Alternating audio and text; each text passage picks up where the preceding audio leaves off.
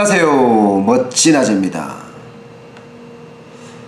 여러분도 어려우시죠?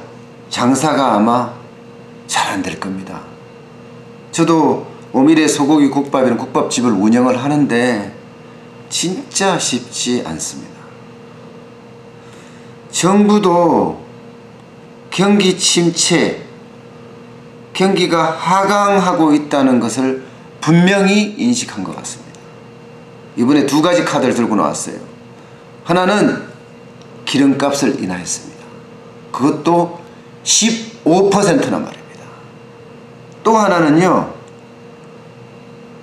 정부가 중심이 돼서 단기 일자리를 무려 말입니다 59,000개를 만들기로 했다고 합니다. 뭔가 경기를 살려보고자 하는 의지가 아주 강하게 보이는 부분입니다. 사실 유류세 인하, 기름값 인하는요, 진짜 위기 때마다 들고 나왔어요. 지금까지 대한민국에서 가장 극악한 위기일 때만 기름값을 인하를 했습니다.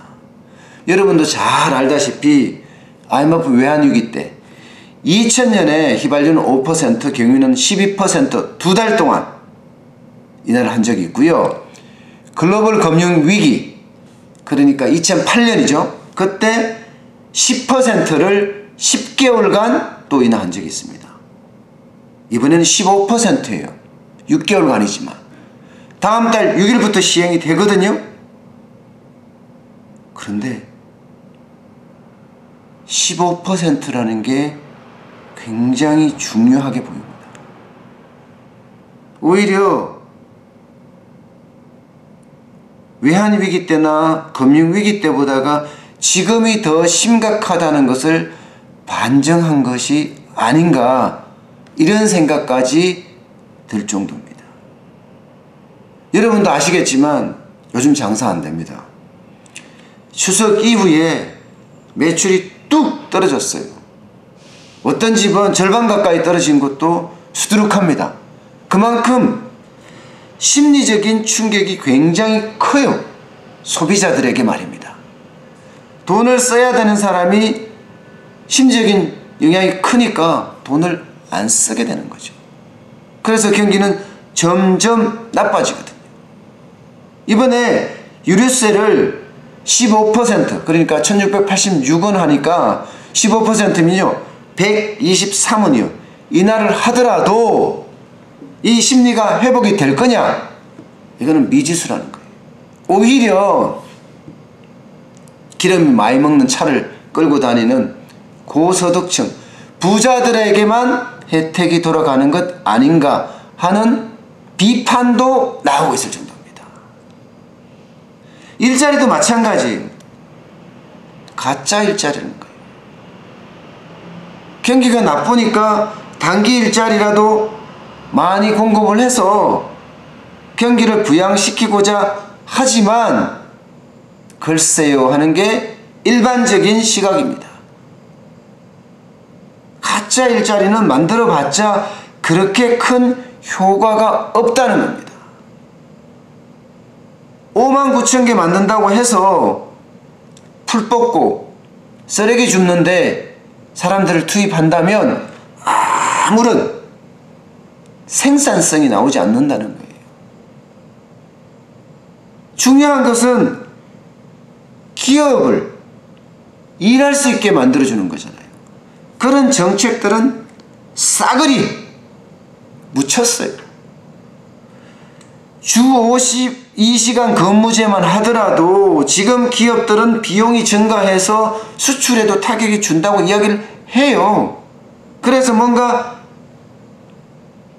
탄력적 근로제라도 도입하게 해달라고 이야기를 했지만 이번에 또 담기지 않았습니다. 적어도 6개월 좀 괜찮다 하면 1년까지 주 52시간을 맞추면 된다는 게 탄력적 근로제예요. 근데 싹 묵혔어요.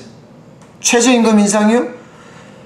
업계에서는 업종별로 지역별로 해달라고 막 누차, 게다가 정부에서도 그런 이야기까지 나왔었어요. 적어도 지역별로 최저임금을 일정 대역폭을 줘서 지방자치단체가 결정하겠다는 이야기까지 했습니다. 근데 이번에 없습니다. 공유경제를 확대하겠다, 4차 산업을 좀 더 빨리 끌고 가겠다 하면서 말은 열심히 했으나 이번에 카카오 카풀이라든가 공유경제에 대한 어떠한 대책도 담기지 않았습니다. 경기를 부양하겠다고 하는 정책이 과연 진짜 경기를 부양하는 정책인가 의심이 든다는 이야기도 나오고 있을 정도입니다. 아직도 시장을 읽지 못하는 것 아니냐. 시장은 지금 투자를 하고 싶어도 투자하지 못하는 상황에 빠져 있습니다.